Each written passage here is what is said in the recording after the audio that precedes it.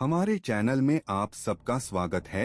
आज हम आप सबको कृष्ण भगवान के कुछ रहस्य बता रहे हैं जो आप लोगों को नहीं पता है। क्या आपको पता है कि श्री कृष्ण केवल एक युग के नहीं थे बल्कि हर युग के मार्गदर्शक हैं। कहा जाता है कि उनका जन्म केवल कंस के अंत के लिए नहीं बल्कि मानव को यह सिखाने के लिए हुआ कि शक्ति से बड़ा विवेक होता है। क्या आपको पता है कि बालक कृष्ण का माखन चुराना वास्तव में यह संदेश देता है कि परमात्मा केवल वही हृदय चुराते हैं जिसमें प्रेम और निश्चलता हो। क्या आपको पता है कि श्री कृष्ण की बांसुरी में कोई जादू नहीं था, जादू था उस त्याग में। बांसुरी खोखली थी, तभी उसमें से ईश्वर की धुन निकल सकी। यही कारण है कि कहा जाता है, जब तक मनुष्य स्वयं को खाली नहीं करता तब तक ईश्वर उसमें प्रवेश नहीं करते। क्या आपको पता है कि राधा और कृष्ण का प्रेम कभी विवाह में नहीं बंधा, फिर भी उसे संसार का सबसे पवित्र प्रेम माना गया, क्योंकि वह प्रेम अपेक्षा का नहीं, समर्पण का था।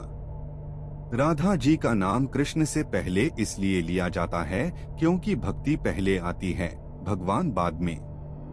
क्या आपको पता है कि महाभारत के युद्ध में श्री कृष्ण ने अस्त्र नहीं उठाया, फिर भी सबसे अधिक प्रभाव उन्हीं का रहा।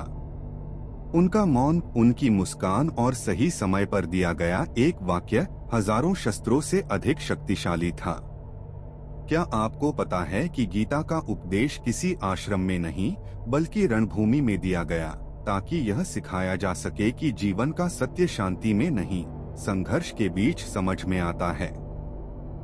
श्री कृष्ण ने कर्म करना सिखाया, परिणाम छोड़ देना सिखाया।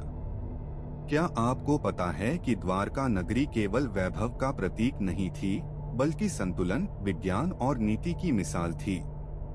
और जब समय आया तो श्री कृष्ण ने उसे भी छोड़ दिया, यह बताने के लिए कि किसी भी वस्तु से आसक्ति अंततः दुख देती है।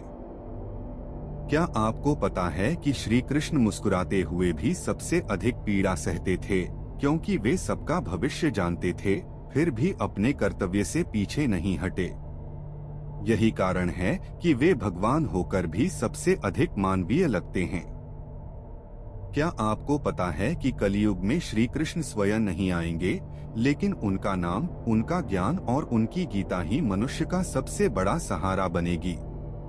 कहा जाता है कि जो कृष्ण को समझ ले वह जीवन को समझ लेता है।